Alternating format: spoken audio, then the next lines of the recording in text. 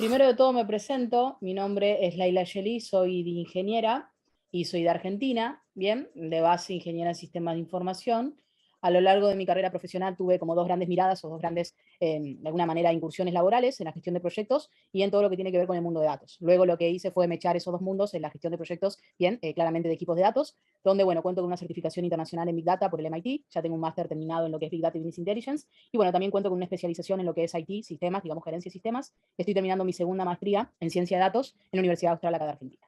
Bueno, por un lado, chicos, el tema de las preguntas y comentarios, ahí pueden ir escribiendo en el chat, gestión de proyectos y en todo lo que tiene que ver con el mundo de datos. Luego lo que hice fue mechar esos dos mundos en la gestión de proyectos, bien, claramente de equipos de datos, donde, bueno, cuento con una certificación internacional en Big Data por el MIT, ya tengo un máster terminado en lo que es Big Data y Business Intelligence, y bueno, también cuento con una especialización en lo que es IT, sistemas, digamos, gerencia de sistemas. Estoy terminando mi segunda maestría en ciencia de datos en la Universidad Austral acá de Argentina. Bueno, por un lado, chicos, el tema de las preguntas y comentarios, ahí pueden ir escribiendo en el chat, yo los voy a estar leyendo, y también pueden levantar la manito en el caso de que alguien tenga alguna duda, obviamente lo podemos ir canalizando por ese medio. Bien, ya habiendo hecho la presentación, les quiero contar un poquito de qué vamos a ver o cuáles van a ser de alguna forma los temas centrales de esta sesión. Primero de todo vamos a hablar de qué es R, ¿sí? R es una herramienta muy, pero muy popular en lo que es el mundo de la ciencia de datos. Entiendo que en el bootcamp ven Python, sin embargo R es una herramienta muy potente, así que por eso es que está como una clase y un complemento para que ustedes puedan por lo menos entender de qué se trata y conocer también el IDE de RStudio, que es donde vamos a estar trabajando. También vamos a abordar lo que son los usos y beneficios de la herramienta, bien, realizar una pequeña comparativa de R y Python, siempre desde la perspectiva pensando que son dos herramientas muy potentes ambas y que está bueno aprender a utilizar ambas y en función de lo que uno necesite, bueno, podemos trabajar con R o con Python porque cada una tiene como sus aplicaciones y también claramente sus particularidades. Luego vamos a tener una instancia donde hablamos un poquito de la instalación y descarga del software. Ahí me van a comentar si pudieron, si hay alguna duda, si alguien tiene alguna dificultad para descargar la herramienta, porque hoy la vamos a utilizar de manera práctica.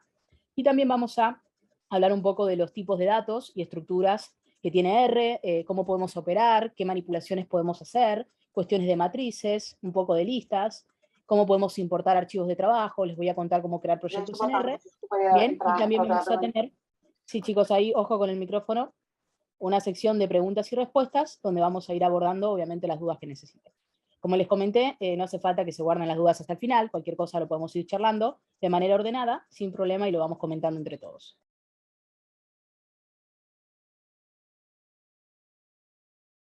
Bien, arranquemos. R y RStudio, ¿no? Primera pregunta, ¿qué es R? R se conoce por la parte estadística porque R es un software estadístico. Incluso nació como un software estadístico que luego fue mutando como todo en la vida y luego se empezó a utilizar para otras cuestiones. Pero inicialmente siempre R tuvo una mirada netamente estadística que hasta el día de hoy la mantiene. Nosotros utilizamos R principalmente para lo que es el procesamiento y análisis de datos, ¿bien? Principalmente para eso. Dentro de lo que es R, también es interesante comentar que es gratuito, es open source, por lo tanto uno se lo puede descargar sin ningún inconveniente, es multiplataforma, R corre en Linux, corre en Mac, corre en Windows sin ningún tipo de inconveniente, y también comentarles algunas ventajas interesantes como para que tengamos en mente, ¿no? Primero de todo, ya les dije, es código abierto, entonces ahí es igual que Python, por lo tanto uno puede tener un montón de documentación, R es un lenguaje que tiene muchísima documentación, que eso está bueno porque obviamente simplifica mucho el aprendizaje. Como les comenté, es multiplataforma, no hay problema acá con qué sistema operativo tengamos. Obviamente, dependiendo del sistema operativo que uno tiene, hay versiones de R que ciertos paquetes no funcionan o hay que actualizar ciertos paquetes en particular, pero no es problema de R, sino que es problema de la librería en específico que estoy tratando de utilizar en función del sistema operativo que yo tenga. Pero si uno tiene un sistema operativo normal, como Windows 10, digamos, los sistemas operativos actuales, no existe ningún tipo de inconveniencia ni tampoco ninguna incompatibilidad. Por otro lado, comentarles que hay una actualización constante, todos los meses se actualizan los paquetes y las librerías de R, por lo tanto uno siempre tiene nuevas funcionalidades. Por supuesto que además de la parte estadística, como les comenté, R se utiliza mucho para visualizaciones de datos y tiene un complemento y una librería muy popular que se llama ggplot, que nos permite hacer visualizaciones muy, pero muy potentes, ¿bien? Además de complejas y muy lindas visualmente, lo podemos hacer con pocas líneas de código, ¿bien? Y por otro lado, R se integra con otros lenguajes de programación. Por ejemplo, yo puedo integrar R al entorno de Jupyter Notebook, que es el que ustedes conocen, por ejemplo, acá en el curso. Esto significa que hay integraciones. R también se integra con Power BI y con otras herramientas, por lo tanto no es una herramienta que no tenga vinculación, sino todo lo contrario, tiene integración con los lenguajes de programación más populares.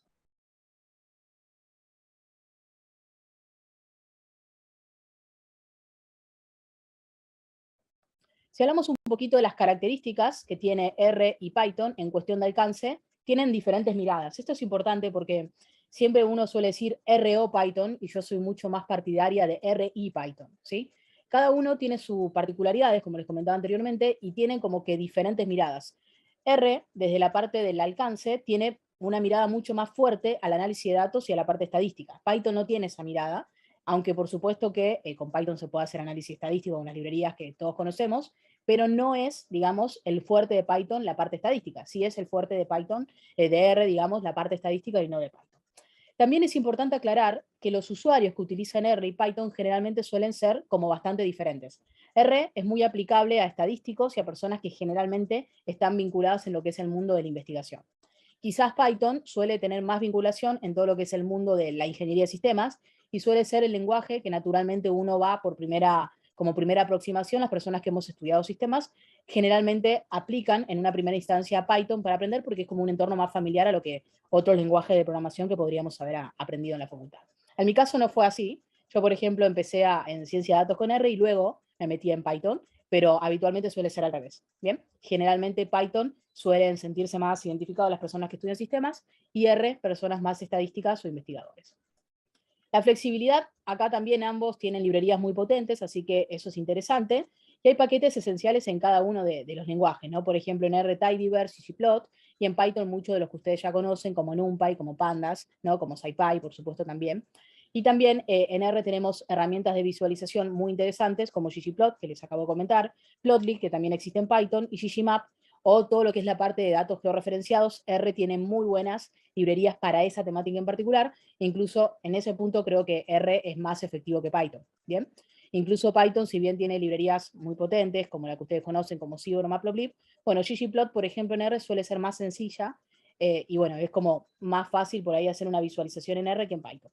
De vuelta a esto, obviamente es totalmente subjetivo, ustedes me podrán decir, no, pero para mí es más fácil en Python, y obviamente depende, pero en términos generales se suele decir que R es más sencillo para la parte de visualización de datos que el uso de Python. Sin embargo, si yo quiero hacer modelos de Machine Learning, todo el mundo recomienda Python antes que R, porque Python tiene librerías mucho más sofisticadas para eso que R, por ejemplo. Entonces, ¿qué quiero que se lleven de esto? Que no es ni R o Python, sino que uno puede complementar estos lenguajes y en función de lo que necesitemos, claramente utilizar uno u otro para poder resolver esa problemática o de alguna manera esa necesidad que tenemos de negocio, que claramente queremos darle solución a través de la ciencia de datos.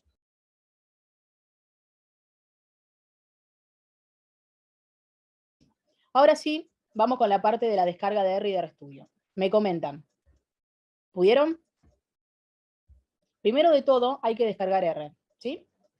Voy a comentarlo, por las dudas, acá entiendo que todo el mundo hizo la tarea, muy bien, pero les comento un poquito, ¿no? Cuando ustedes ingresan a la página de R, ¿sí? Que está por acá, yo lo había separado, ustedes ingresan a la página Download R, y bueno, en este caso a mí ya me identifica Windows, que es mi sistema operativo, y uno simplemente toca Download acá y ya está. La instalación es muy sencilla, lo único que hay que generar es una ruta donde se van a instalar las librerías, que se genera de manera predeterminada con el pad, cuando nosotros trabajamos e instalamos la herramienta y listo. Una vez que instalamos R, que es lo primero que tenemos que instalar, que es nuestro lenguaje de programación, uno lo que tiene que instalar, bien, es RStudio. Bueno, acá Juan comenta que RStudio y RServer, ¿sí? RStudio es lo que vamos a trabajar. RServer es para ya publicar, digamos, hacer publicaciones, utilizar el servicio de R para cosas mucho más avanzadas y por lo tanto no es lo que vamos a utilizar nosotros acá. Acá nosotros utilizamos RStudio, ¿sí? Así que tienen que descargarse R y RStudio. La pregunta es, ¿qué es RStudio? Bueno, RStudio es un IDE, ¿bien? Un IDE es un entorno de desarrollo integrado donde uno puede, de cierta manera, trabajar más fácil o programar de una forma más amena. Es un entorno donde nos ofrece un autocompletado, donde tenemos la posibilidad de tener sintaxis. Eso es importante porque si tenemos un error en RStudio nos lo marca, nos notifica. Bien, además RStudio tiene toda una documentación integrada de ayuda muy interesante. Y RStudio tiene integración, por ejemplo, con GitHub, entonces nosotros podemos potenciar lo que es el trabajo colaborativo. Bien, entonces, ¿en qué programamos nosotros? Cuando trabajamos, si uno dice programamos en R, en realidad el lenguaje es R, pero el IDE que utilizamos claramente es RStudio. Bien, ¿cómo instalamos RStudio? Luego de que tenemos instalado R, hay que instalar RStudio. Yo acá también abrí la página, es muy sencillo. Seleccionamos la primera opción, vean que busqué descargar RStudio. Y en esta sección, simplemente abajo de todo, lo podemos hacer acá, si vean, o si no, directamente podemos seleccionar esta opción y descargar RStudio, la versión desktop, que es totalmente gratuita. Luego hay algunas licencias que son comerciales para empresas, básicamente, donde ya eso no es gratuito. R sí es gratuito, pero RStudio, que es el IDE, para lo que es empresas, ya tiene un costo. Bien. Por otro lado, RStudio para nosotros, y digamos personas individuales, no tiene costo, que es el que ustedes se tuvieron que haber descargado, simplemente tocando el botón de download una vez, recuerden, que ya tienen instalado básicamente R. Bien, así de sencillo, ¿sí? Y acá podemos ver un poco la interfaz. Esto es R, así se vería R, y vean cómo se ve con RStudio, ¿no? Donde ya tenemos una interfaz mucho más amena, mucho más orientada al usuario, que era un poco lo que les comentaba, que nos simplifica la programación, y obviamente es un entorno mucho más amigable. Acá vemos un poquito más en detalle lo que es el entorno de RStudio, que ahora lo vamos a comentar en profundidad, pero cuando ustedes ingresen por primera vez a RStudio van a ver que tenemos como varias pantallitas, porque se pueden hacer cosas diferentes. La pantalla principal, superior, la parte izquierda, tenemos el editor de texto, que es donde uno básicamente escribe el código de R. Luego tenemos la consola y tenemos la sección de environment, donde se crean las variables, que eso está muy bueno porque, por ejemplo, nosotros en Python, en Jupyter, esto no lo tenemos que instalar una extensión para poder ver qué variables tenemos creadas. Nosotros acá en RStudio lo tenemos totalmente integrado en la herramienta. Y luego tenemos otra solapa donde podemos ver visualizaciones y los plots que nosotros podemos ir creando y definiendo. Bien, otra cosa interesante para comentar es la diferencia entre los errores y los warnings. Cuando nosotros vemos error, claramente es un error. Bien, con un error no puedo instalar una librería, no puedo ejecutar un código. Muchas veces las primeras personas cuando se acercan a R y ven rojo creen que es un error y en realidad no lo es un warning. Esto significa que el error literalmente dice error. Si no dice error, es un warning y no hay problema. El warning puedo seguir ejecutándolo sin ningún tipo de inconveniente, aunque se visualice en color rojo.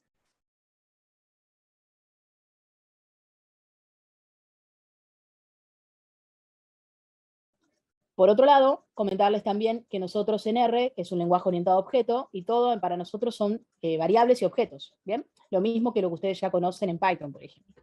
Obviamente nosotros dentro de una variable vamos a reservar un espacio de memoria en nuestra computadora, nuestra, digamos, la memoria RAM, y nosotros en esa variable vamos a poder almacenar datos que pueden ser de diferentes tipos, como numéricos, como textos, ¿no? Como funciones incluso, también por supuesto boolean, fechas de tiempo, ¿bien? Date, todo lo que ustedes ya conocen. Acá tenemos un poquito más en detalle lo que acabamos de comentar, valores de tipo numérico, character, ¿sí? En R se le dice character a lo que es texto. Las variables factor son variables de tipo categóricas, ¿sí? Es decir, cuando yo tengo una variable categórica o cualitativa, en R se le dice factor.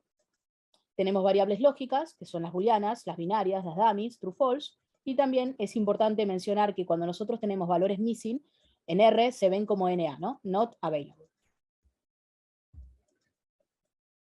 Por otro lado, interesante comentar que nosotros podemos realizar asignaciones en R a través de diferentes formas. Todo esto es válido, ¿bien? Generalmente nosotros en Python hacemos esta asignación, ¿no? A través del igual. Pero acá en R también podemos hacer uso de este formato para realizar las asignaciones de los valores a las variables. Otra característica interesante para que tengamos en cuenta, recuerden, R es keep sensitive. ¿Qué significa que sea keep sensitive? Significa que es sensible a las mayúsculas y a las minúsculas. Entonces, para R, esto no es lo mismo que esto. ¿Bien?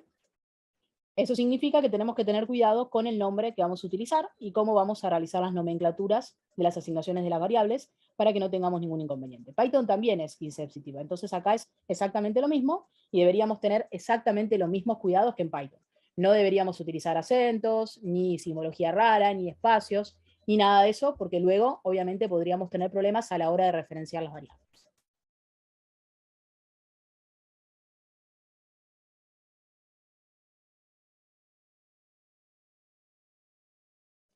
Comentar un poquito las clases de objetos, vectores, matrices, factores y data frames. Bien, vamos a empezar por los vectores, esto luego lo vamos a ver en el código, pero les quiero comentar algunas cuestiones importantes para que tengamos en cuenta. ¿Qué es un vector en R? Un vector es como una cajita que nosotros podemos tener donde almacenamos elementos y los elementos tienen que ser del mismo tipo de data. Bien, del mismo tipo de data. Por lo tanto, yo puedo tener un vector que acá tiene un 5, acá tiene un 3, acá tiene un 20, acá tiene un 100, y esto es un vector de tipo numérico, ¿no?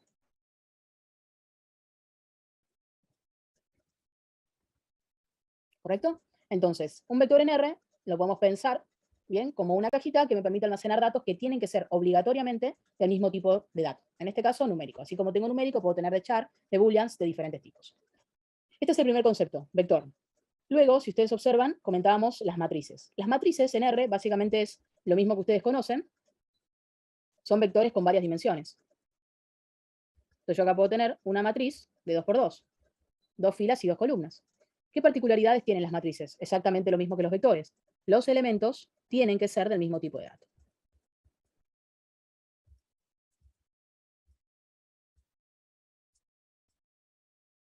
¿Ok? 5, 10, 15 y 20. Una cosita que no mencioné acá, en R y en las matrices también, las posiciones de los vectores empiezan en 1. No en 0, como en la gran mayoría de los lenguajes de programación. En R empiezan en 1. Por lo tanto, si yo pido la posición 1, me va a devolver el 5, ¿sí? Porque es la primera posición de mi vector, idem para lo que es matrices, ¿no? Esta es la primera columna y esta sería la primera fila. Los factores, como les acabo de decir, factores en R, son variables categóricas. Es lo mismo. Solamente que en R se le dice factores. Recuerden que a las variables también les decimos objetos acá. Una variable es un objeto. Y luego tenemos los data frames. Un data frame, recuerden que todo el mundo le pone DF, ¿sí? Se llama así, o se suele referenciar de esa forma. Es una tabla, y como toda tabla tiene un formato tabular de filas y columnas. ¿Correcto? Pero ¿cuál es la particularidad de esto? Bueno, que los elementos dentro de un data frame no tienen por qué ser del mismo tipo. Entonces yo puedo tener, por ejemplo, acá una columna que sea ID, ¿no? Que esta tenga nombre, esta sea apellido, acá tenga edad, y esto sea nacionalidad. Recuerden que las columnas siempre tienen obligatoriamente, además de un nombre, un tipo de dato asociado. ¿Esto qué sería el ID? El ID es un numeric en R, o un integer, como lo pueden conocer ustedes. El nombre y el apellido es un character, texto. La edad es un número de vuelta, numeric. Y la nacionalidad es un character. Entonces no hay problema acá. Yo puedo tener elementos que sean de diferentes tipos y no hay ningún inconveniente. Justamente la fortaleza de los data frame es eso, que yo puedo tener elementos de distinto tipo y no hay ningún problema por eso. Incluso, razón por la cual los data frames, ¿no? Son el corazón de la ciencia de datos, ¿no? Ahí para que no se olviden. Nosotros cuando trabajamos en ciencia de datos, la gran mayoría de las veces trabajamos con data frames. Por otro lado, recuerden que las columnas de unas tablas las pueden conocer como campos, como atributos, como features, y a las filas las podemos conocer como observaciones, como registros, ¿no? También como tuplas, ¿correcto? Y bueno, entonces un data frame es lo que ustedes conocen, una estructura tabular de fila y columna donde los elementos pueden ser de diferente tipo.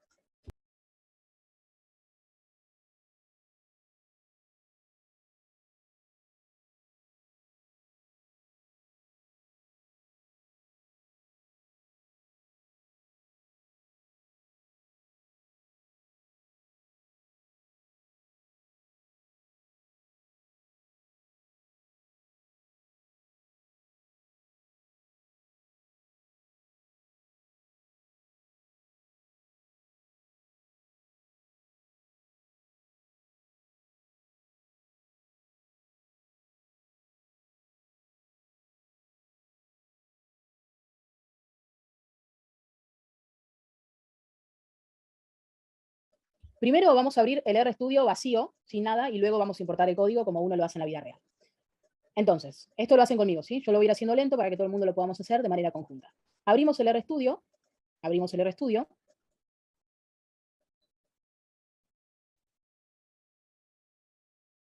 Bueno, acá me está diciendo que borré un archivo que no encuentra, así que voy a eliminar todo para que todos tengamos la misma pantalla.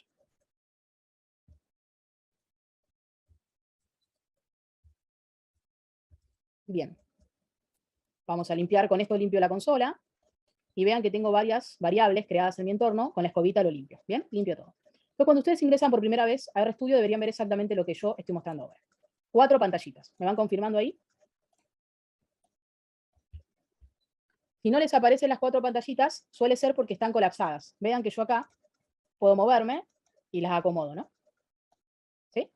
Vean que yo acá puedo acomodar todo como me guste. Ustedes me dirán, y quiero tener más espacio de código. Bueno, lo bajo y no hay problema. Tienen que posicionarse y cuando les aparece esta cruz, uno lo va acomodando, esto literalmente a gusto de cada uno de nosotros. También lo que podemos hacer es movernos horizontalmente, vean.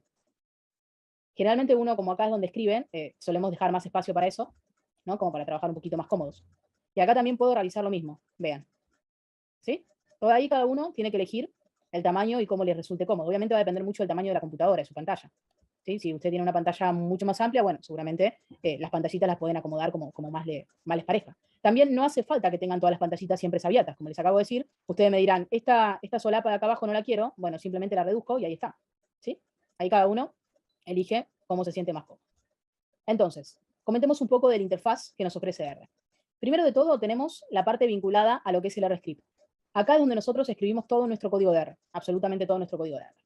En la sección de consola es donde vamos a ver el resultado del código. Es decir, que si nosotros venimos para acá, lo que ejecutamos, nuestro código de R acá, ¿no? El código de R que nosotros escribimos acá, lo vamos a ver en la consola como resultado, siempre. Luego, en la parte superior derecha, tenemos todo lo que es el environment. Como les acabo de comentar, acá uno, luego vamos a ver cómo importar archivos, yo luego les comento esto también, pero acá se van a crear todas mis variables. Si yo quiero eliminar variables, simplemente puedo darle la escobita y limpio todo el environment. Y luego tenemos varias solapas acá, vean, files, donde yo puedo ver claramente dónde estoy posicionada, cuál es mi working directory, mi espacio de trabajo, ¿sí? Yo acá lo puedo ver, yo estoy en este espacio de trabajo, que es home básicamente, y uno lo puede ir navegando, ¿no? Vean que ahí entre archivos, no sé, docencia, por ejemplo, y acá me puedo ir a código facilito y vean que estoy, bien, navegando las rutas. Si quiero volver al home, simplemente toco home. Luego esto también en un ratito les voy a mostrar cómo configurar otras rutas, cómo hacer todas las configuraciones para que puedan trabajar. Luego tenemos una sección de plots, que son los gráficos, ¿bien? Y todo lo que tiene que ver con los paquetes. Vieron que en Python cuando uno trabaja y quiere instalar paquetes, si utilizan Anaconda, hay que utilizar Anaconda Prompt como para instalar paquetes. Nosotros todo lo que es instalación de paquetes lo hacemos en RStudio dentro de este entorno. Y acá están todos los paquetes disponibles, ¿bien?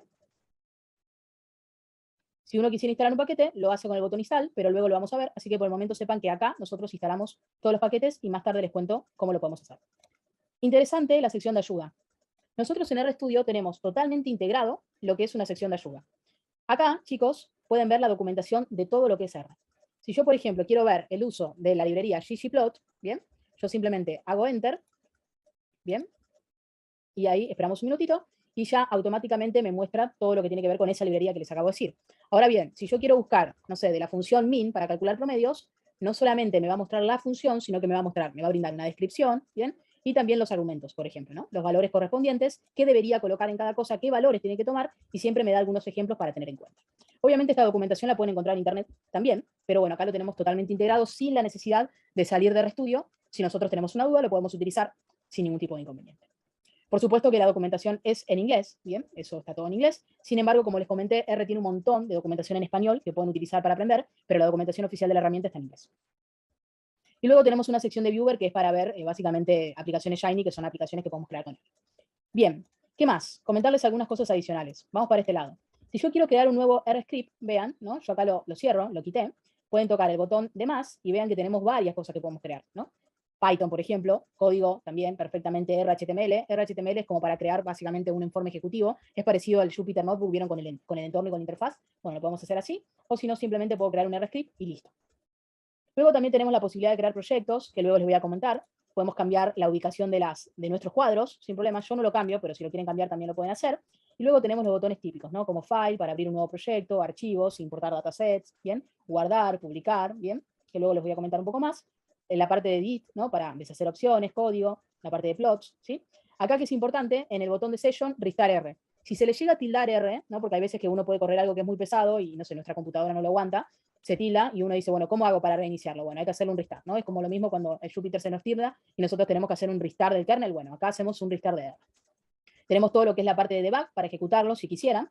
Y también tenemos lo que es la parte de tools, muy interesante, las configuraciones de Global Options, donde nosotros podríamos, por ejemplo, jugar con la apariencia, ¿no? Yo acá le puedo dar un zoom a lo que es la letra en R, el tamaño, le puedo poner otra letra, puedo poner estilos, ¿no? Puedo poner lo que es la pantalla en oscuro. Bueno, todo eso es totalmente configurable. Y como les comenté, R también tiene integraciones con otro lenguaje, como Python, ¿bien? También pueden acomodar diferente layout. Entonces, acá sí que les queda un poquito a ustedes de chusmear un poco esto y ver cómo lo quieren hacer, pero es un poco lo que les acabo de comentar. Entonces, chicos, vamos a empezar a ver el código que les proporcioné para la clase de hoy. Ustedes tienen que tener un código en R, dice código R, ¿sí? Vamos a abrirlo. ¿Cómo lo puedo abrir? Pueden hacer doble clic o también pueden venir al RStudio, File y ponen Open File.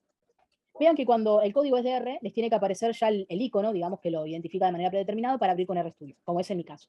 Entonces, o pueden hacer doble clic o simplemente vienen para acá, File, Open File, pueden utilizar el control y la tecla O, si quisieran utilizar perfectamente el teclado. Y bueno, yo lo abro acá y lo busco, ¿sí? Cada uno lo busca correspondientemente en el material que les proporcionamos para este taller.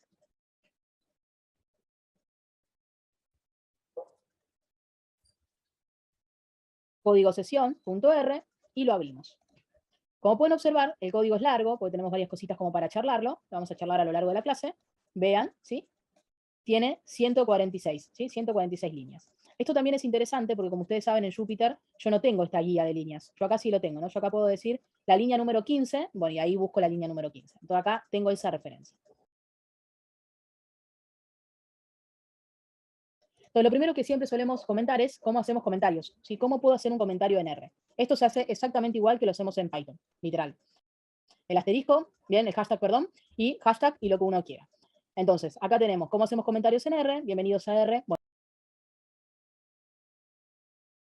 y para obtener información de una función, como la función promedio, ustedes pueden invocar a la función help y le van a pasar como parámetro el nombre de la función que quieren obtener promedio, ¿bien? Y la ayuda también. ¿Cómo ejecutamos esto? Con control enter o simplemente nos posicionamos en la línea que queremos ejecutar y le damos run. Si queremos ejecutar un bloque entero, simplemente le veíamos seleccionar y run. En este caso nosotros no lo vamos a hacer porque vamos a ver línea por línea lo que estamos haciendo. Vean que cuando ustedes se posicionan sobre una función, me sale un pequeño pop-up donde me da un poco de información adicional sobre la función que estoy invocando. Entonces, ejecutamos y vean lo que va a pasar en esta parte. Ejecutamos y lo que salió, como podemos observar, es la sección de help, donde claramente me muestra la información asociada, ¿bien?, a la función que les acabo de comentar, ¿no? Yo pedí ayuda de la función min y me lleva directamente a esa información. Otra forma de hacerlo, quizás más sencillo, es signo de pregunta y el nombre de la función. Bien, si uno ejecuta, absolutamente me va a dar lo mismo porque es lo mismo, bien, simplemente que es otra forma de poder hacerlo. Como pueden observar, acá podemos ir viendo. Bueno, ahí Javier está comentando que para Mac el comando es distinto. Bueno, Javi, gracias ahí por la apreciación. Sí, yo lo dije en Windows, correcto. Si no, simplemente tocan el botón de Run y ahí no deberían tener problemas. Como pueden ir viendo, chicos, la salida que vemos acá es lo que ejecutamos acá. Help min, lo veo acá. Bien. Entonces yo en la consola, como les dije, veo el resultado del código. ¿Sí? Es el output. Otra cosa interesante para decirles es las asignaciones. Como les comenté, esta es la forma que generalmente se realizan las asignaciones en R, con esta simbología. Vean que la sección de environment está vacía y ahora yo lo que voy a hacer cuando ejecuto esto, automáticamente ya se creó la sección de values, donde puedo ver el valor de X con su correspondiente valor asociado, que es 5. Otra cosa interesante es que también lo podría haber hecho como una asignación en Python, como todo el mundo conoce y sabe, que es con el igual, ¿no? Puedo venir acá, run, y obviamente no va a cambiar nada porque le puse el mismo valor. ¿Qué pasa si yo ahora le digo que X vale 6? ¿No? Ejecutan este código. X vale 6. Y también les voy a hacer una pregunta. ¿Cuál es la diferencia entre correr este código acá o correrlo acá? ¿Qué piensan? Vean, ¿eh? Corro X y X le hago una asignación de 6 y vean que me sobreescribió el objeto. X valía 5 y ahora vale 6 por esta sobreasignación que acabo de hacer. Todo lo que yo quiera guardar y que persista, lo tengo que guardar en un RScript. Obviamente la extensión de un RScript es .r, ¿no? Acá lo podemos observar. Todo lo que yo ponga en la consola no persiste, y si yo lo borro no existe más. Ahí lo borré, no existe más. Por lo tanto, si bien uno puede hacer cosas en la consola, nada que uno quiera persistir lo debería colocar ahí porque se pierde. Bien, voy a volver a ejecutar esto para que tengamos todo iguales. Entonces, otra cosa es que R sobrescribe los objetos. Si yo ya tengo un objeto con un valor, R lo pisa cada vez que yo le cambio. Eso es igual que Python.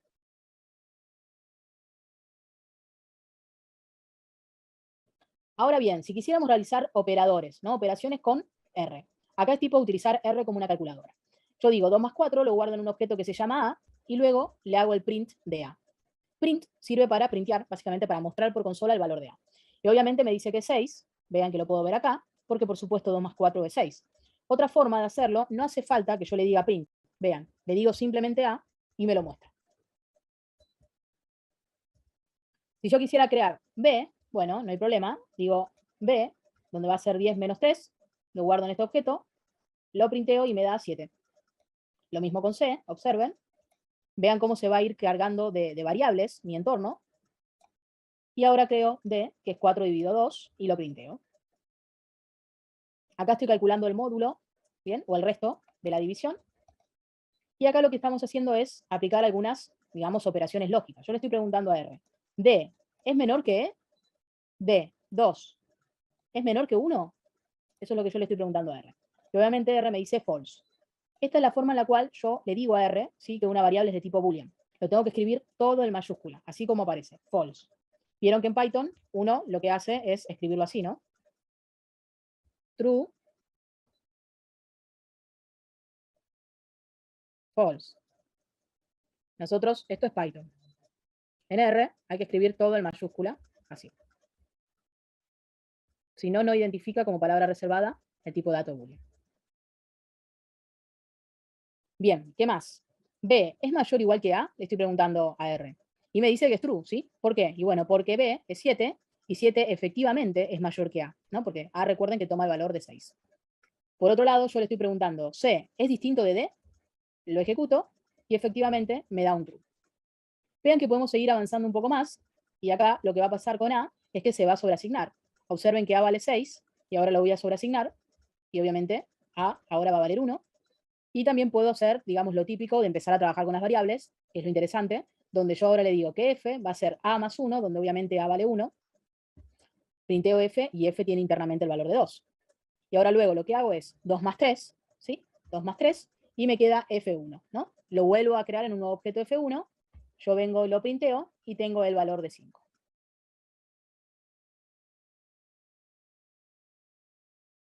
Creamos, ahora vamos a ver cómo creamos vectores. ¿Se acuerdan que yo acá les comenté que era un vector en R, ¿no? Acá yo les hice un dibujito y les dije, un vector es como una cajita donde yo guardo elementos que tienen que ser del mismo tipo de dato. ¿Cómo creamos vectores en R? Bueno, para crear vectores en R se utiliza la función C de concatenate. Entonces, vean, acá estoy creando un objeto B donde tiene de elementos 1, 2, 3, 4 y 5. Y utilizo la función concatenate. Vengo acá, ejecuto, y si ustedes observan, ya en la sección de environment podemos ver que tenemos que B dice que es un vector numérico, de números obviamente, y me muestra la cantidad de elementos y los valores correspondientes. Todo esto lo puedo ver integrado directamente en la herramienta. Ahora, chicos, estamos creando un vector B, que básicamente es un vector de tipo lógico, ¿sí? Esto significa que nosotros podemos crearlo de tipo boolean. True, false, bien, como les comenté anteriormente. Recuerden que yo lo tengo que poner de esta manera, escrito todo en mayúscula, como les mostré acá, para que R pueda identificar correctamente que es un tipo de dato boolean. Entonces, ejecutamos, y podemos ver que B dice que es logi. Logi es de lógico, pero acá me dice la cantidad de elementos que tiene y los valores correspondientes. True, false, true, false, true. Y ahora, observen, bien, que voy a crear un vector de tipo character. Ahí lo tenemos. Y ahora C, claramente, es un character. AB, CD, y vean que me lo marca con comillas, bien, con dobles comillas.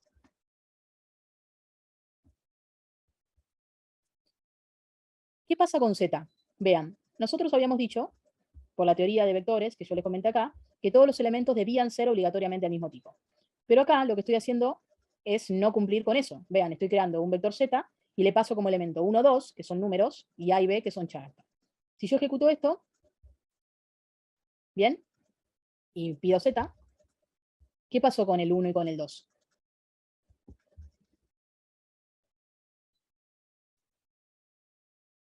¿Qué pasó con el 1 y con el 2? Muy bien, Javi, los casteó a character, ¿no? Los convirtió todo en un character. Entonces, eso pasa cuando no respetamos lo que les acabo de comentar. Los elementos del vector tienen que ser del mismo tipo de dato. ¿Y cuál es el problema de que los haya convertido en character? Bueno, que luego no podría aplicar operaciones numéricas sobre el 1 y el 2, porque ya no son números, son characters. ¿Bien? Otra forma de asignar vectores es a través de la función assign. Entonces yo acá, por ejemplo, estoy diciendo que voy a crear B1, ¿no? Así se llama mi vector, y noten que le voy a pasar 1, 2, 3, 4, 5, y le voy a invocar a la función assign. Es otra forma de poder hacerlo, ¿sí? Acá lo tengo, efectivamente. Ahora, ¿cómo deberíamos hacer para crear un vector 2, ¿sí?, que sea de tipo boolean? ¿Cómo deberíamos hacer? Assign. Vean, esto es interesante porque RStudio nos ofrece el autocompletado, ¿no? Para seleccionarlo tienen que tocar la tecla Tab. Seleccionan con la tecla Tab y ya lo toma. ¿Cómo se va a llamar mi vector? Habíamos dicho que se llama B2, ¿bien? Coma, y le voy a pasar el vector. Le voy a decir que es un true, false, true, false, true. ¿Bien? Escribí todo bien, no tengo ningún error. Me dice B2, se creó exitosamente, y ahora lo invoco. Vean, ¿qué va a pasar acá? Me dice B2 not found. ¿Por qué creen? ¿Por qué no lo encuentra B2? Porque va con mayúscula. Muy bien, Carlos. Bien. Ahora ponemos efectivamente la B con minúscula, porque vean que yo lo definí con una B minúscula, no con una B mayúscula, y ahí sí que me lo trae, true, false, true, false, true. Ahí me comentan si todo el mundo lo pudo crear a nuestro vector B2 con la función assign, que es otra forma de crear vectores, además de con la función concatenate. Bien, buenísimo. Acá lo vemos, bien, acá tenemos B1, esto ya les acabo de mostrar, y también podríamos crear perfectamente un vector de tipo character, ¿sí? Una cadena de caracteres. C1, y también puedo hacer un string, ¿no? Como hola mundo. Lo voy a crear de esta forma y luego lo printeo. Ahora bien, si nosotros quisiéramos agregar elementos adicionales a un vector que ya existe, ¿cómo podemos hacer? Bueno, acá lo que estamos haciendo es crear un objeto X, que ya lo conocemos, ya lo hemos creado y se va a solapar y se va a pisar. Y claramente tenemos el valor 2, 3, 4 y 5, ¿sí? Que este es el valor correspondiente al vector que estamos definiendo acá. ¿Y acá qué estoy haciendo? Le estoy diciendo a X, a esto que tenés acá, 2, 3, 4 y 5, quiero que le agregues el 6, el 7, el 8 y el 9. Y lo voy a sobreescribir sobre X. ¿Cuál va a ser el resultado de esto, no? Veamos, veamos. Vamos a hacer un print. Y podemos ver que tenemos 2, 3, 4 y 5. Esto era el valor inicial de X, ¿correcto? Que es lo que vemos acá. Pues yo le dije que tome como punto de inicio X. Y luego le agrego el 6, el 7, el 8 y el 9. Entonces, a lo que ya teníamos, a 2, 3, 4 y 5, claramente le agrega el 6, el 7, el 8 y el 9. Nosotros lo que podemos hacer también es empezar a jugar un poco con el tema de los vectores. Yo puedo concatenar vectores, observen. Acá lo que estoy creando es mi vector 1, que tiene los elementos 1, 5 y 7, y lo printeo, ¿no? Y ahora lo que hago acá es generar mi vector 2, donde va a tomar los valores de 6, 7 y 8, y lo printeo. Y ahora creo un vector 3, que básicamente es la concatenación de mi vector 1 y mi vector 2. ¿Qué va a darme mi vector 3? ¿Qué piensan que me va a dar al concatenar dos vectores?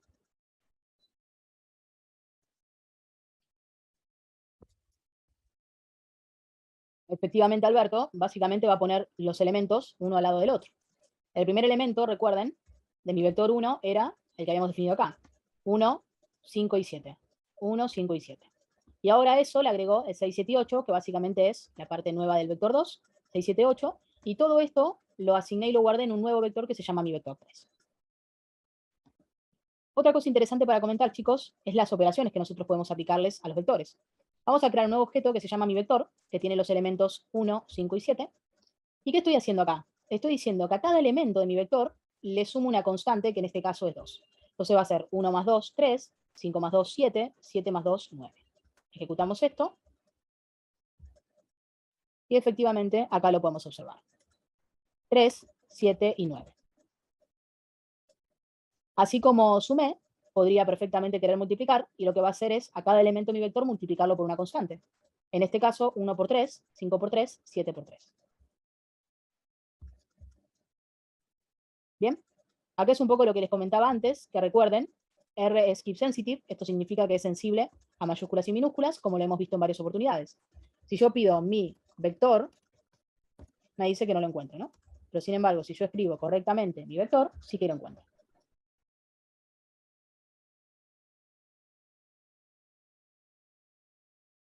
Yo acá estoy creando un vector n que tiene 1, 2, na, yo acá a propósito le estoy poniendo na, 4, 5, na, y lo printeo. Yo lo que puedo hacer es preguntar is na n, por ejemplo, ¿no? ¿Qué significa eso? Le estoy preguntando si el objeto n, que es el que creé anteriormente, tiene un na. Y como le estoy preguntando, esto es una función que devuelve booleans. Entonces, donde aparece true es porque efectivamente tiene un na, ¿no? En la posición 3 y en la posición 6 tenemos na. El resto, sí, false, false, false, false, porque claramente no tengo un na. También podría querer retornar solamente aquellos valores que son na, lo podría hacer a través de esta función, o también podría aplicarle la negación y decirle quiero que me retornes todo aquello que no es na, ¿sí? Yo lo que hago es simplemente negarlo y me va a devolver el 1, el 2, el 4 y el 5, ¿no? Porque por supuesto son los valores que no son na. Por otro lado, si nosotros quisiéramos realizar asignaciones, ¿bien? Obviamente, el na, ¿sí? Hay muchas formas mucho más adecuadas que lo que les acabo de mostrar, ¿sí? que la asignación de 0, ¿no? Porque acá lo que voy a hacer simplemente es ponerle un 0. Habría formas mucho más adecuadas, como realizar imputaciones por promedios, por la moda, ¿bien? Incluso podemos realizar imputaciones vinculadas entre columnas, ¿bien? Todo eso se podría hacer, pero bueno, para este sencillo ejemplo, simplemente le voy a decir, donde tengas un NA, en el objeto N, quiero que le pongas un 0. Así de fácil. Entonces lo ejecuto, lo printeo, y claramente en la posición 3 y en la posición 6, donde nosotros originariamente teníamos NA, ahora ya tengo los valores de 0.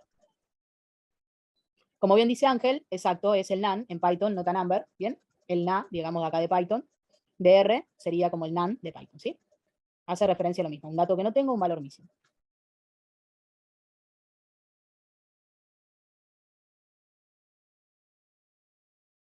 Para crear matrices en R se utiliza la función matrix, ¿sí?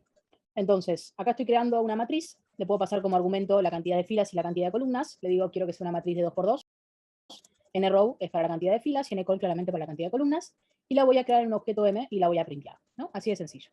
Recuerden que esto es primera columna, primera fila, segunda fila, ¿bien? Ahí no se confundan porque empieza de la misma forma. Acá lo que hacemos es agregarle a través de listas, que luego vamos a ver un poquito, básicamente valores a las filas y a las columnas, vean. Entonces ahora mi matriz tiene LM como nombre de lo que es básicamente las columnas y JK para lo que es la fila. Lo interesante de esto es que nosotros luego podemos ir accediendo a las matrices por la oposición. Observen, si yo le digo matriz, ¿no? Recuerden M porque se llama M mi objeto, lo que es fila 1, columna 2. Primero siempre la fila, luego la columna. Entonces, ¿qué es lo que me trae acá? Me va a traer la intersección de eso. Ejecuto y veamos. Dice, ¿no? Fila 1, voy a decir acá, columna 2, acá. ¿Y cuál es la intersección entre la fila 1 y la columna 2? El 3, ¿sí? Que claramente es el valor que observamos. Ahora bien, observen, nosotros lo que podemos decirle es, quiero que me traigas solamente la fila 1 y no le defino la columna. ¿Bien? No le pongo nada, le estoy poniendo la nada misma. Eso significa que R va a interpretar que yo lo que le estoy pidiendo es toda la fila 1, ¿bien? Con todas las columnas.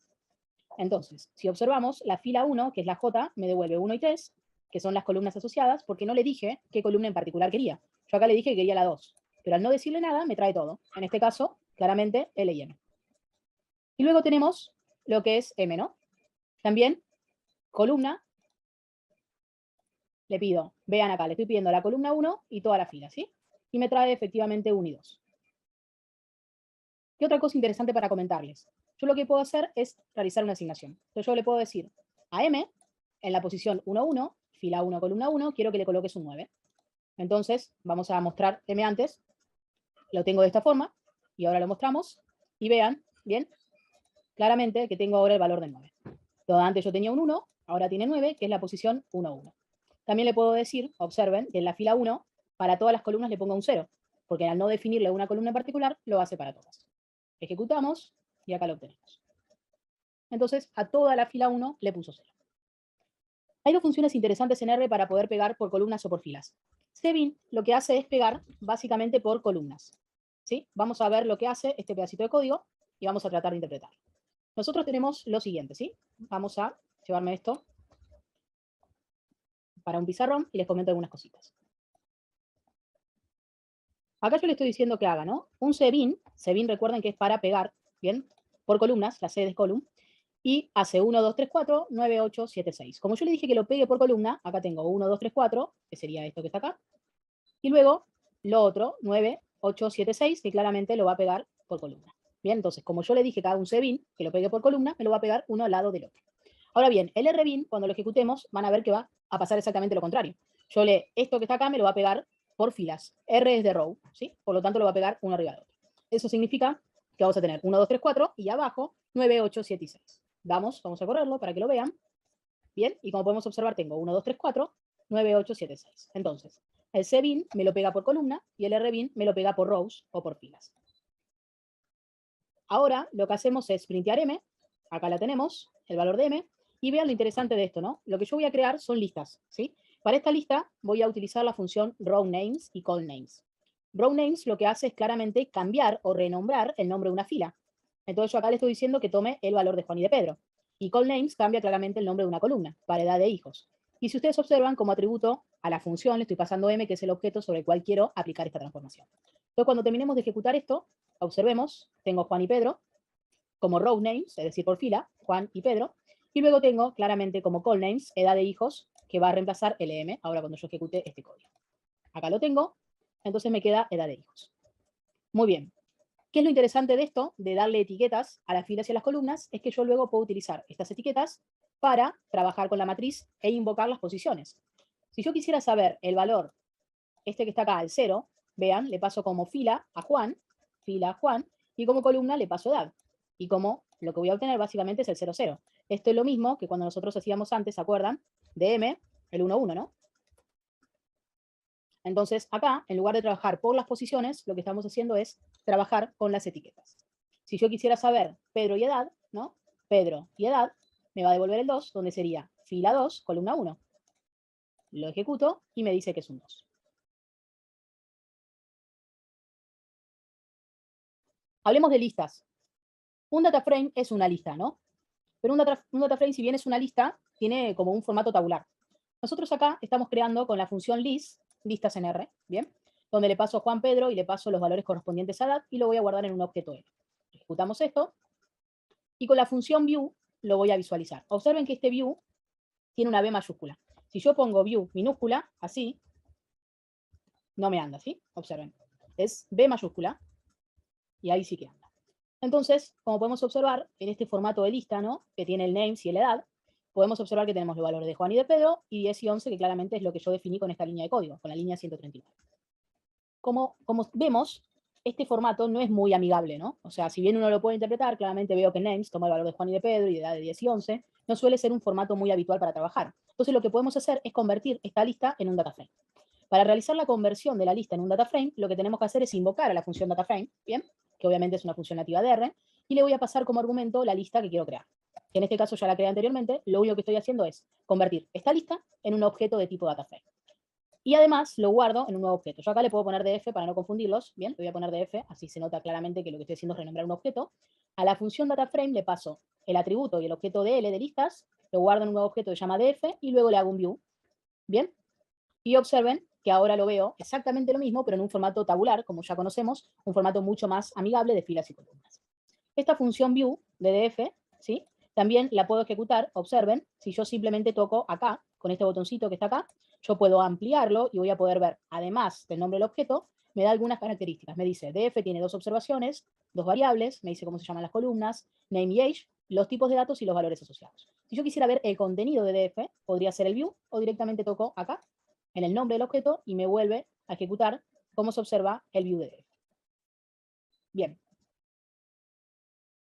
Bárbaro. Entonces, ahí lo que hemos estado haciendo es pasar básicamente nuestro objeto de listas a un data frame, donde nosotros también podemos ejecutarle una función muy popular que se llama str, tdf. Bien, ejecutamos str. str es una función básica de R que nos ofrece las características del objeto. Yo cuando le ejecuto str de df me dice que es un data frame, que tenemos 2 observaciones, 2 variables, las columnas correspondientes, el tipo de dato y los valores asociados. Bien, es para obtener como una característica esencial del objeto, en este caso de nuestro objeto de df.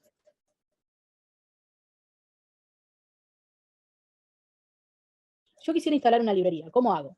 Seleccionamos en Packages, y esto lo hacen ustedes, bien, para que lo puedan probar. En Install, acá pueden escribir el nombre del paquete que quieren instalar. Por ejemplo, ggplot2. ggplot2 es una librería en R que sirve claramente para todo lo que es las visualizaciones. Entonces, ahí yo pongo ggplot2. Observen que lo tienen que seleccionar, ¿bien? Se abre, digamos, se despliega lo que es una selección de opciones y seleccionan, ¿sí? Tienen que seleccionarlo y lo va a sacar del CRAN. ¿Qué es el CRAN de R? Es el repositorio central de paquetes. Y acá es importante que verifiquen que esté correcta la ruta, ¿bien? Que básicamente esto te lo toma R por defecto, no tienen que hacer nada, pero tienen que verificar que esto exista, porque es la ruta en la cual se van a guardar las librerías y las instalaciones de R. También es importante, cuando ustedes instalan un paquete, que instalen la dependencia. Porque hay paquetes que para funcionar correctamente, bien, dicho de una forma un poco más sencilla, hay paquetes que dependen de otros paquetes. Entonces hay funcionalidades que no son nativas de un paquete, sino que son de un paquete, digamos, de cierta manera, que es complementario a ese paquete al cual uno quiere instalar. Suena un poco complicado, pero es eso, ¿sí? Hay paquetes que no son autosuficientes por sí solos, sino que son dependientes de otro paquete. Entonces siempre es importante que cuando instalan, instalen todas las dependencias. Porque si no, les puede llegar a pasar que haya ciertas funcionalidades que no le funcionan porque no son nativas del paquete que estoy instalando, sino que dependen de otro y no les va a funcionar. Entonces siempre asegúrense de que tengan el check de Install Dependencies. Y simplemente seleccionan Install. Por favor, ejecutan eso y ahí instalan ggplot2. Me van comentando.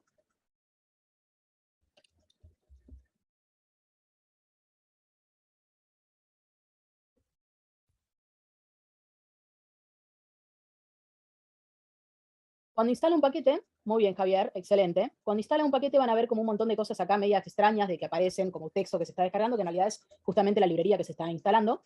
Y generalmente en esta parte de acá, bien, en esta parte de acá suele aparecer como un botoncito en rojo que dice stop. Es la forma en la cual uno se da cuenta que R se está ejecutando, ¿sí? En esta partecita de acá aparece generalmente un circulito, bien, que dice adentro stop en rojo. Si eso se muestra, significa que R está ejecutando. Cuando no se muestra más, terminó. Bien, ahí instalamos ggplot. Hay otra forma de instalarlo que es a través de línea de consola, y para eso utilizamos install packages, bien, y acá le ponemos el nombre, ¿no? ggplot2. Hacer esto, sí, hacer esto, o venir a install y hacerlo acá, es exactamente lo mismo, ¿sí? Lo pueden hacer de cualquiera de estas dos formas. A través de la palabra reservada install packages y el nombre del paquete, con comillas, o directamente vienen acá y lo seleccionan y lo buscan y lo instalan. Bien, yo generalmente lo hago por interfaz, porque me parece más sencilla, pero podrían hacerlo sin ningún tipo de problema. Incluso cuando este código ustedes se lo comparten a alguien, bien, generalmente uno si tiene que instalar una librería, les deja el comando comentado para que la persona que va a ejecutar el código sepa que acá hay que instalar esta librería, en el caso, bien, que ya lo tengamos. Bien, exactamente, Andrea. Ahí va la segunda parte. Lo primero que uno tiene que hacer es instalar el paquete. ¿Bien? Como en Python. ¿Vieron que ustedes hacen el conda install y instalamos? Bueno, acá igual. Solamente que la palabra reservada es install packages. Luego, para poder utilizar este paquete hay que hacerle un library. El library es similar a lo que es en Python el import. Entonces, ¿cómo hago para hacerle un library al paquete? Hay que hacerle de esta forma, ¿no? Library, ggplot2. ¿Bien? Y no, ven, ahí apareció el stop que yo les comentaba. Y este library lo único que hace es, como decir la R, hola R, voy a utilizar ggplot2, y hay que decirlo, ¿sí? Cada vez que yo voy a utilizar un paquete, hay que hacer el library del paquete. Obviamente, para hacer un library, previamente el paquete tiene que haber sido instalado, si no les va a dar error. Como una buena práctica, a la hora de escribir el código en R, uno suele hacerlo arriba de todo, ¿sí? Acá. Generalmente hacemos los library de las librerías que vamos a utilizar, ¿no? ggplot, library, yo lo estoy comentando, ¿no? Pero así quedaría, ¿no? Tidyverse, ¿bien? Entonces, como una buena práctica, vean que se visualiza de esta forma, arriba de todo del RScript uno suele poner siempre las librerías que hay que cargar. En el caso de que haya alguna librería que hay que instalar, le pueden dejar comentado acá, como les comentaba, el install packages, bien, para que la gente lo tenga. Y luego sí, ya empieza todo lo que es el código propiamente de R del RScript. Eso suele ser una buena práctica de programación, trabajarlo de esa manera. Entonces, ¿qué es lo importante que se lleven de esto? La instalación de un paquete se hace una sola vez y el library cada vez que se va a utilizar ese paquete en un RScript. Eso no significa que cada vez que yo voy a utilizar ggplot tengo que hacer un library. No, el library es una sola vez por cada RScript. Es decir, que si yo corro un library arriba de todo, de ggplot, ese library me va a servir para todo el RScript con el que yo estoy trabajando. Luego, si yo reseteo el kernel o hago un restart de R y todo eso, tengo que volver a cargar las librerías, eso sí, pero no hace falta que lo cargue constantemente. Con una sola vez ya es suficiente, pero sí lo tengo que hacer cada vez que requiero utilizar una librería en R. Bien, ahora, por ejemplo, se instalan Tidyverse. Instalan Tidyverse, que es muy conocida.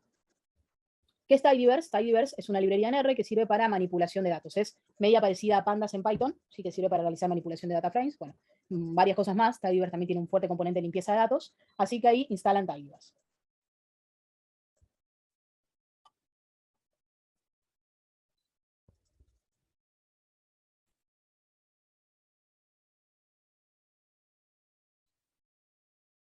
Emilio, solamente una vez. Bien, las librerías se instalan una sola vez. El library lo tenés que hacer cada vez que vas a utilizar una librería. Exactamente. Luego lo que puedes hacer es buscar las actualizaciones de los paquetes y actualizarlo, pero eso no tiene nada que ver con instalación, ¿sí? Eso es como para ver si hubo un paquete que, no sé, cambió algo, se agregó una funcionalidad, lo actualizas. Bien, pudieron instalar Tidyverse, ahí me comentan. Dplyr es otra muy popular. Muy bien. Buenísimo. Bueno, así se instala siempre, ¿sí? No hay otra cosa, literalmente, no hay otra cosa. Ahora vamos a ver el tema de los archivos. Nosotros en R podríamos hacer uso de comando para instalar un archivo, así como hacemos en Python con pandas, read, bien, de read.csv, levantamos el archivo, eso es una forma.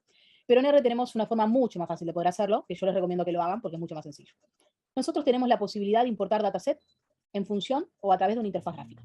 Esto lo podemos hacer únicamente con estos tipos de formato de archivo. ¿Bien? Eso significa que no puedo importar un dataset en un formato JSON. No lo puedo hacer así. Sí lo puedo hacer con línea de comando, es decir, con código en R, pero no a través de una interfaz gráfica. Entonces, yo puedo importar un archivo que está desarrollado en SPSS, en SAS, en Stata, en Excel, o perfectamente un TXT o un CSV. Entonces, para este caso, yo les proporcioné también en la carpeta dataset un pequeño archivito muy sencillo de CSV para que lo importemos en conjunto. ¿Bien? Ventas de celulares-.cf. Irving pregunta si hay formas de guardar las librerías instaladas. No de una manera directa. Lo que se suele hacer es guardar las instalaciones, el código de las instalaciones en un TXT y luego ejecutar por consola ese TXT y te lo instala automáticamente. Pero no lo harías así, lo harías a través de la línea de consola de R, que es más complejo. ¿Bien? Directa no hay una forma de lo que comentás, pero se puede hacer, como te acabo de comentar, a través de crear un archivito, ¿no? Con todas las librerías y ejecutar esas librerías a través de la consola y automáticamente te instala todo. Exactamente, lo mismo que en Python, exactamente. Bueno, entonces, chicos, seleccionamos la segunda opción para levantar un CSV y todo el mundo debería ver la interfaz gráfica que nos ofrece para poder empezar a realizar la importación. ¿Me comentan si todos pueden verlo? Buenísimo. Y acá es muy sencillo, chicos, literalmente.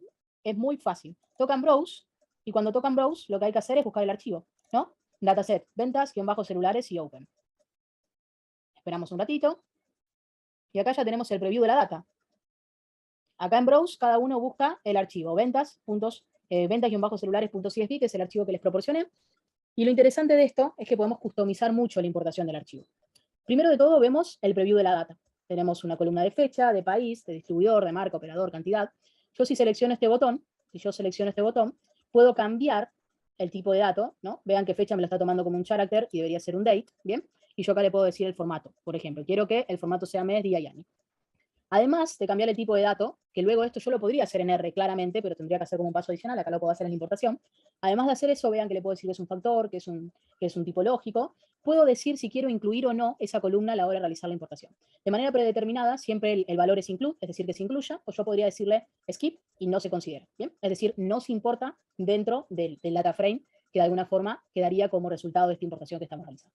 O si no, también le puedo decir only, que sea la única columna que se importe. Además de esas configuraciones, vemos acá que puedo hacer varias cosas más, donde le puedo poner un nombre, le puedo decir ventas celulares, bien, acá así se va a llamar mi objeto, que observen que acá también lo veo.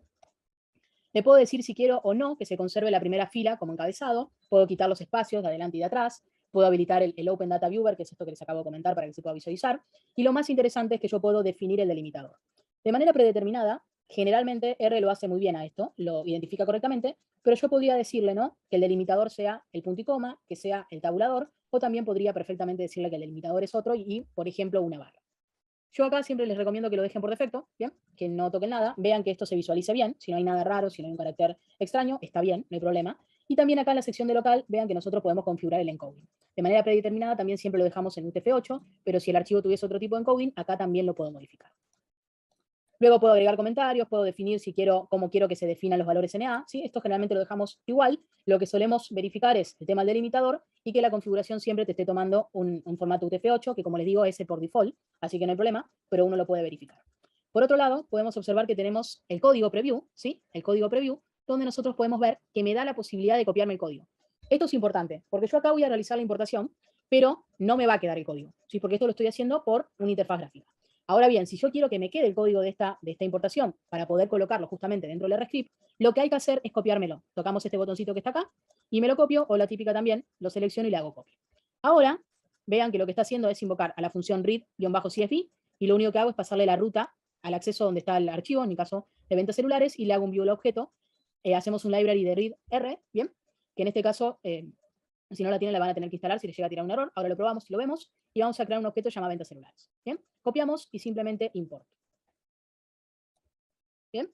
Y acá todo el mundo le tiene que aparecer ventas celulares. Y observen también que en la sección de environment, ya tiene que aparecerles el archivo donde nosotros podemos ver nuestro objeto, el tipo de dato, como le comentaba, los valores, la cantidad de observaciones, tengo 1499 observaciones y 6 variables. ¿Pudieron? ¿Ahí me confirman?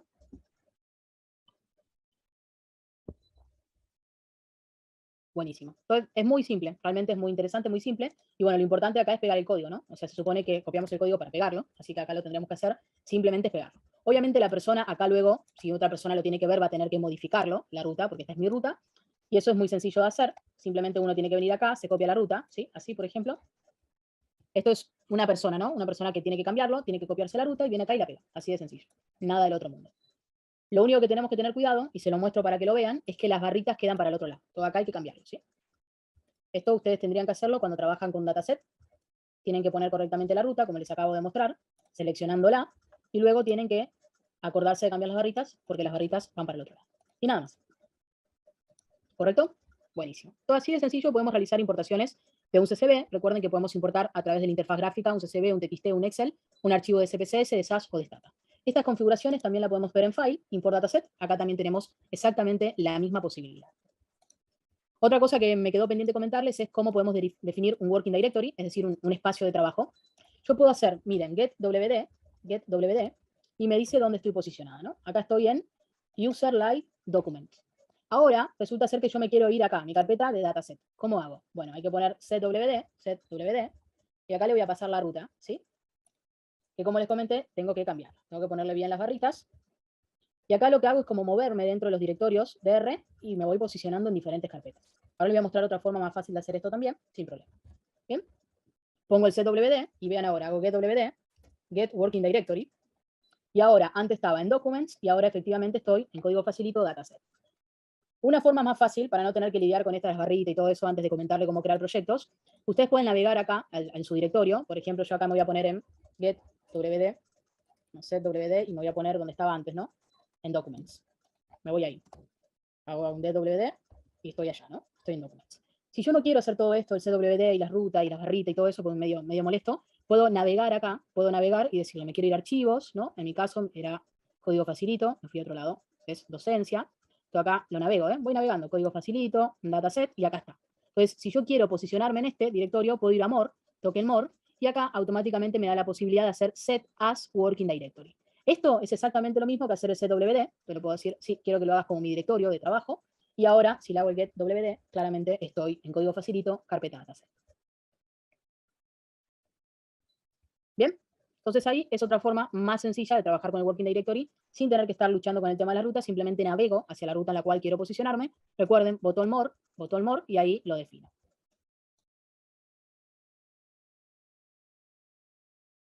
Y el último tema que nos queda un poquito pendientes para la clase de hoy es cómo crear un proyecto en R.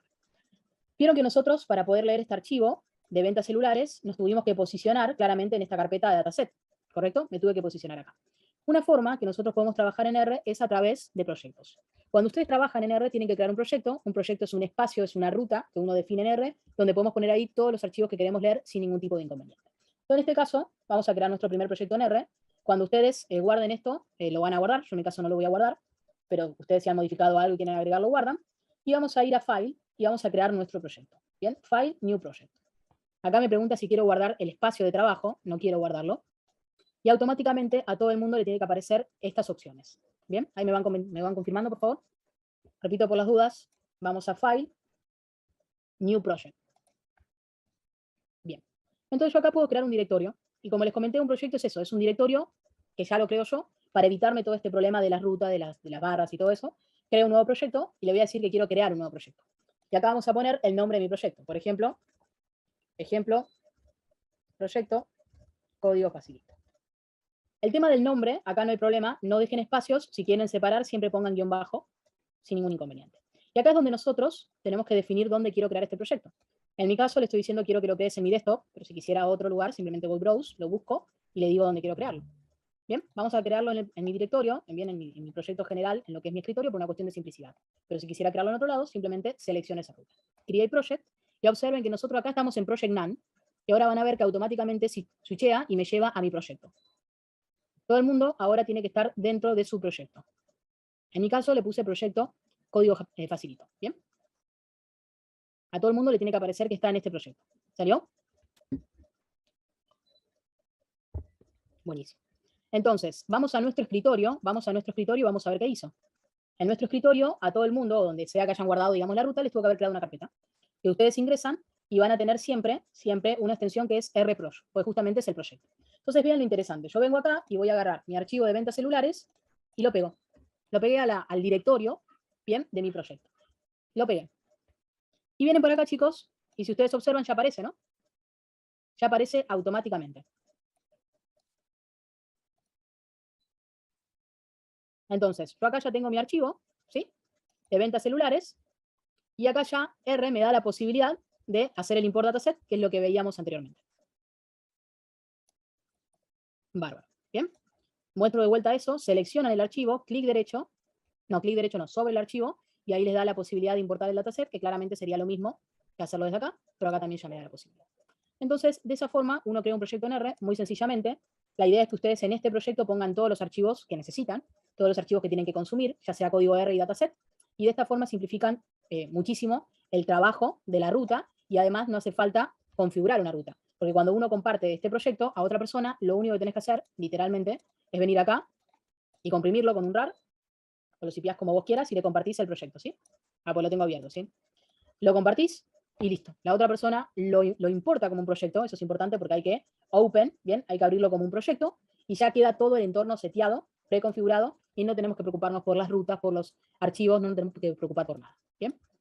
Ahora bien, ¿cómo salimos del proyecto? ¿No? Porque yo acá estoy en este proyecto. Quiero salir de acá, seleccionan esta opción, me da la posibilidad de abrir un proyecto, pero si quiero salir, simplemente le digo close project y van a observar que me lleva a R normal, ¿no? A sin proyecto, project now. Perfecto.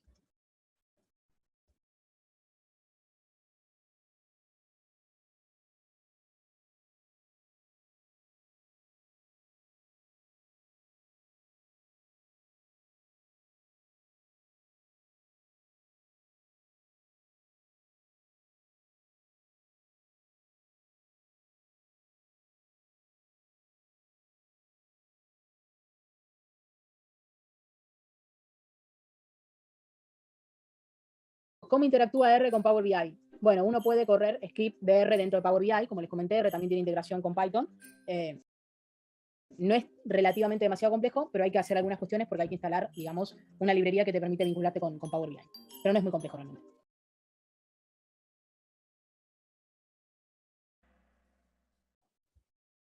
Vamos por acá.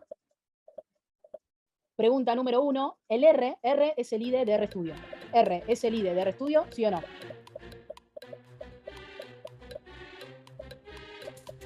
A ver. Falso, ¿eh? Claramente, es al revés. RStudio es el IDE de R. Muy bien, ¿eh? Eso para ver si estaban despiertos. Muy bien, Mildred, Emilio. Acá tenemos una personita que se sumó como Python. Acá, muy bien. Segunda pregunta. R posee un costo de licenciamiento. ¿Verdadero o falso?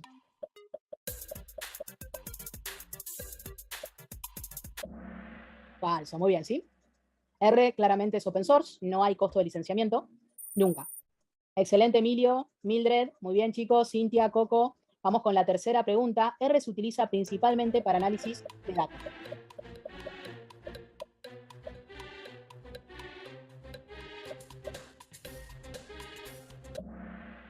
Verdadero, efectivamente.